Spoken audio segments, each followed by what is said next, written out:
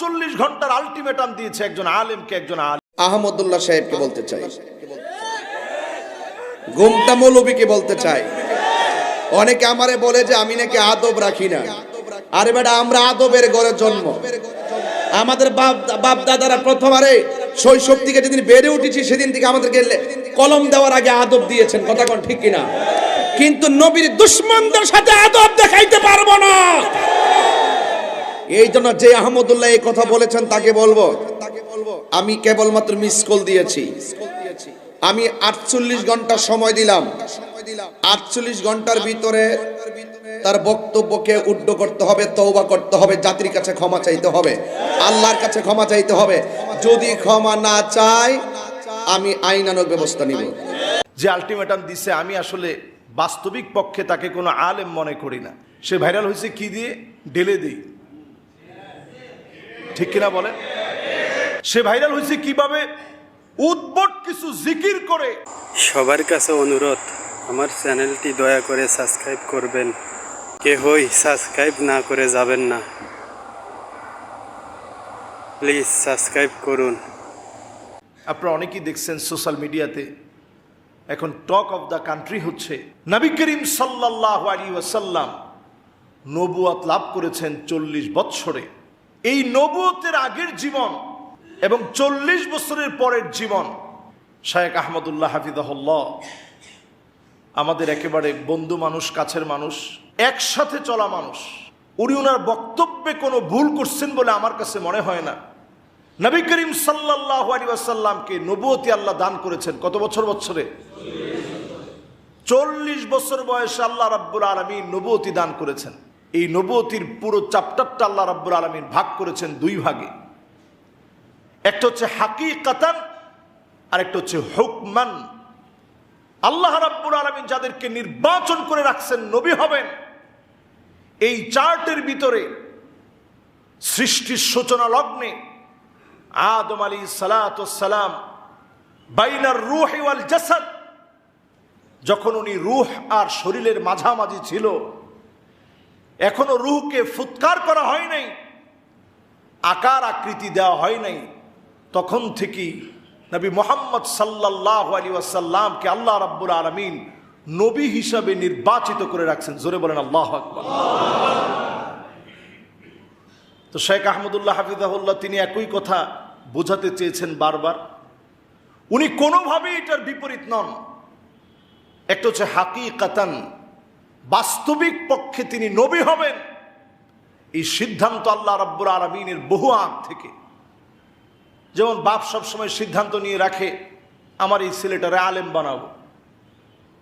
সিদ্ধান্ত নেওয়ার পর আমি মানুষ, আমার সিদ্ধান্ত আল্লাহ রাব্বুল আলামিন যেহেতু সুযোগ দিছেন, আমি যদি নিজে আলেম না হই, বাপের সিদ্ধান্ত ছিল যে আলেম বানাবে, এটা ছিল হাকিকি, বাবার সিদ্ধান্ত, বাবার নির্বাচন। কিন্তু নবীদের ক্ষেত্রে আল্লাহ রাব্বুল আলামিন যখন কোনো নির্বাচন করেন, তখন নবীরা কোনোভাবেই এই সিদ্ধান্ত থেকে বাহিরে যাওয়ার সুযোগ নেই। নবীদেরকে যিনি মাসুম বানিয়েছেন তিনি কে? মান আরাদা ইউমিন, যেই লোকটা চাবে যে আমি ইমানদার হব, আমি ইমান আনবো, ইমানের উপর থাকব। যদি আপনি ইমানদার হতে চান, আপনার আমার দায়িত্ব কি? আপনার আমার দায়িত্ব একেবারে পরিষ্কার।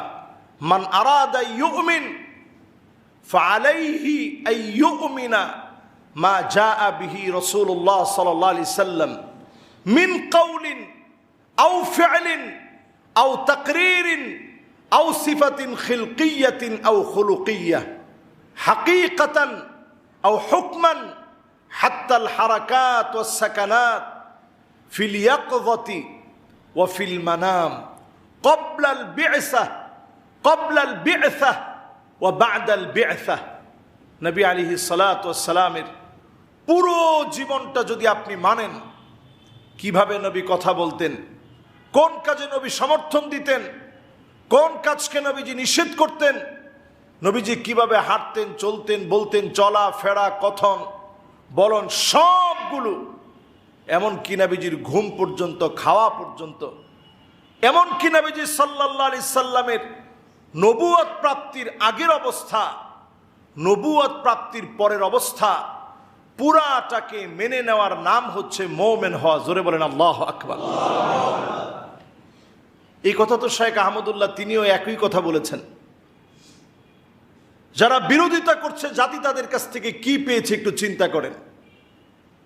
আমি কখনো কোনো বক্তার নাম ধরে কোনো কথা কখনো বলি না, বলাটা পছন্দ করি না, কিন্তু যারা বিরোধিতা করছে 48 ঘন্টার আলটিমেটাম দিয়েছে একজন আলেমকে, একজন আলেম যে আলটিমেটাম দিছে, আমি আসলে বাস্তবিক পক্ষে তাকে কোনো আলেম মনে করি না। সে দেখবেন বাংলাদেশে কোনো অবদানের কারণে সে ভাইরাল হয়েছে, অথবা মানুষের দিলের ভিতরে তার কোনো কথা, হৃদয়স্পর্শী কোনো কথা গেঁথে গিয়ে সে ভাইরাল হয়েছে। এরকম ভিডিও আমার অন্তত চোখে পড়ে নাই। সে ভাইরাল হয়েছে কি দিয়ে? ঢেলে দিই। ঠিক কিনা বলেন? আমাদের দেশের মিডিয়াতে পর্যন্ত তুলপার হয়ে গেছে তার ঢেলে দেই দিয়ে। সে ভাইরাল হয়েছে কি দিয়ে? এখন আর চা খাই না, কফি খাই। সে ভাইরাল হয়েছে কি দিয়ে? বুঝলে বুঝপাতা, না বুঝলে তেজপাতা। সে ভাইরাল হয়েছে কিভাবে?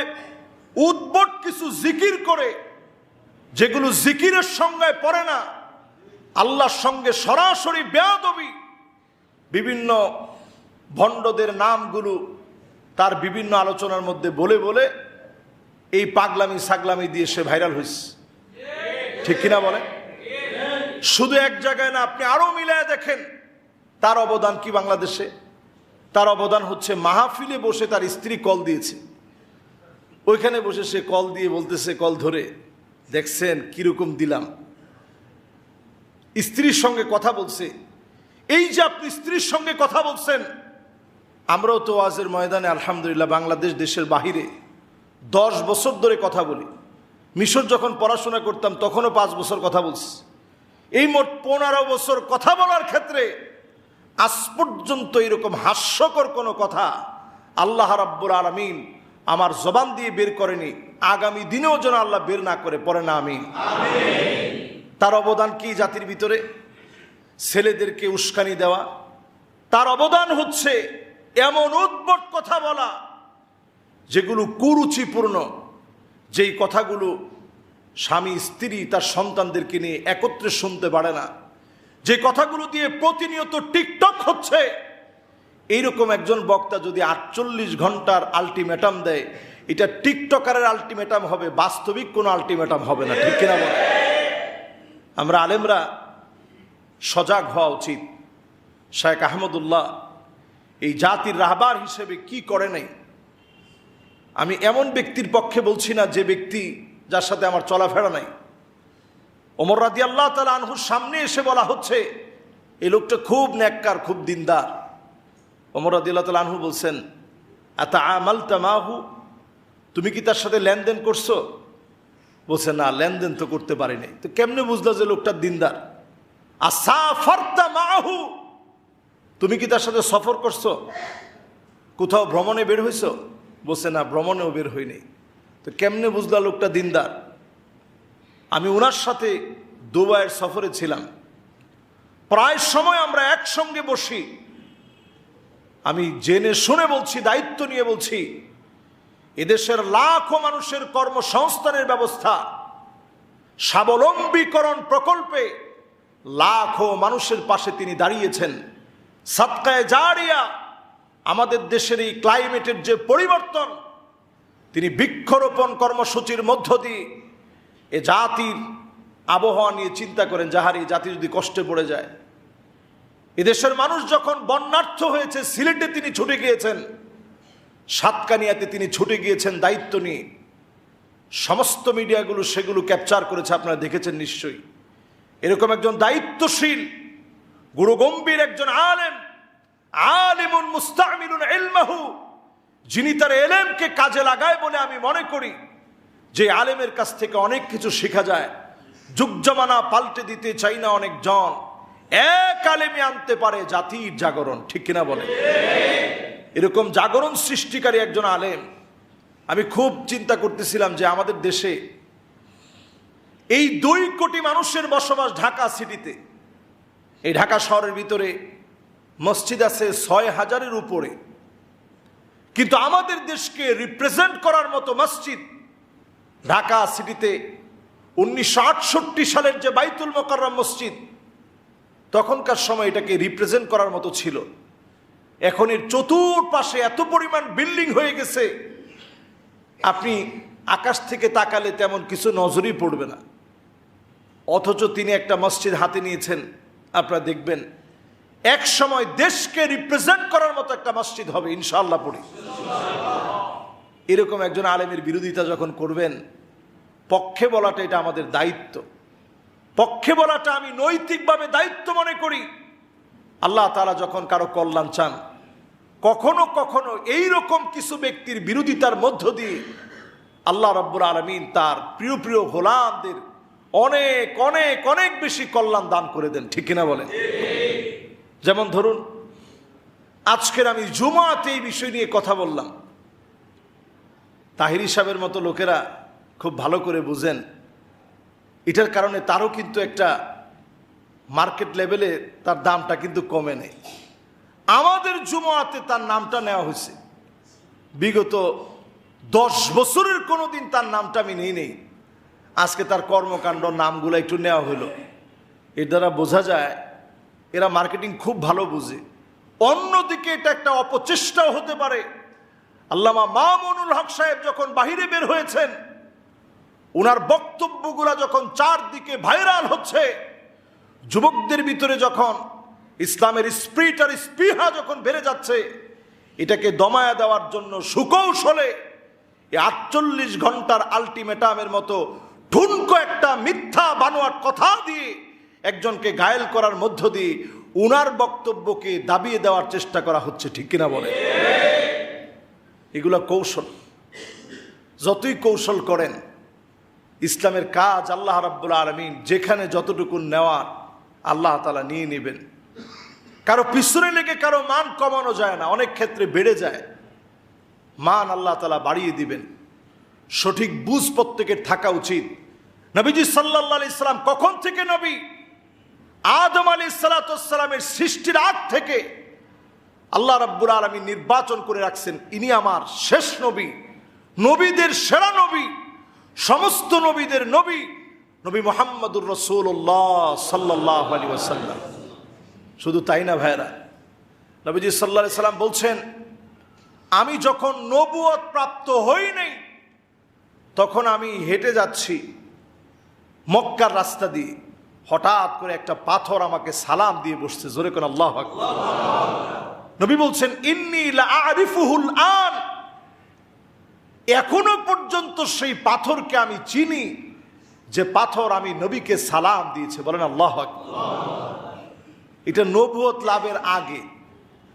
কুল কায়নাত যেই নবীকে চিনে, আল্লাহ রাব্বুল আলামিন যেই নবীকে নির্বাচিত করেছেন, আনা সাইয়্যিদু উলদে আদম আও ওয়ালাদে আদম ওয়া মা মিন নাবিয়্যিন ইয়াওমা ইদিন আদম ফামান সিওয়াহু ইল্লা তাহতা লিওয়াই ওয়া বিয়াদি লিওয়াউল ফখর। আল্লাহর গর্বের একটা পতাকা থাকবে নবীজির হাতে। নবী বলছেন, আমি সমস্ত নবীদের সেরা, আমি সাইয়্যিদ, সবার লিডার, আমার হাতের ভিতরে সেদিন পতাকা থাকবে।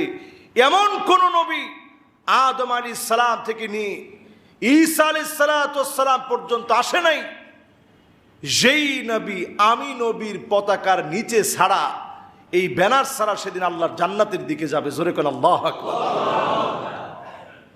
তাহলে চিন্তা করেন, নবীজির দাম কম না বেশি? নবীজির মান কিভাবে বাড়ে, সেটা একজন মুমিনের কাজ। একজন মুমিন নবীজির পুরা জীবনী মানবে নিঃসন্দেহে। তবে নবুয়তকে যে 2 ভাগের কথা বলেছিলাম, একটা হাকিকাতান আর একটা হুকমান। হুকমান মানে কি? নবীজি যখন এই পৃথিবীতে নবুয়তের পূর্বে যখন বসবাস করেছেন, সুদীর্ঘ 40টা বছর, নবীজি তখনও মদকে পছন্দ, কোনটা করবেন, কোনটা হালাল, কোনটা হারাম, এটা 40 বছর বয়সে আল্লাহ রাব্বুল আলামিন দান করছেন। এর আগে যদিও নবীজি বারবার নবীজি সাল্লাল্লাহু আলাইহি সাল্লামের সজাত প্রবৃত্তি থেকে হেরা গুহায় গিয়ে ধ্যানমগ্ন থাকতেন, মানুষকে নিয়ে ভাবতেন, মানুষকে বোঝাতেন। পরিপূর্ণতা আল্লাহ রাব্বুল আলামিন দান করছেন কোরআনুল কারীমকে নাজিল করে দিয়ে। জোরে বলেন আল্লাহু আকবার। কথা কি আপনাদের সবার কাছে পরিষ্কার? তাহলে এই বিষয় নিয়ে আর কি কোনো সমালোচনার দরকার আছে? শেখ আহমদুল্লাহ হাফিজাহুল্লাহ যে কথা বলছেন, এই কথার সঙ্গে আমি কোনো কথার দ্বিমত দেখি না। তিনি তো এরকম বলেন নাই নবীজির জীবনের 40 বছরের পরের গুলা তোমরা আলোচনা করো, আগের সব তোমরা বাদ দিয়ে দাও।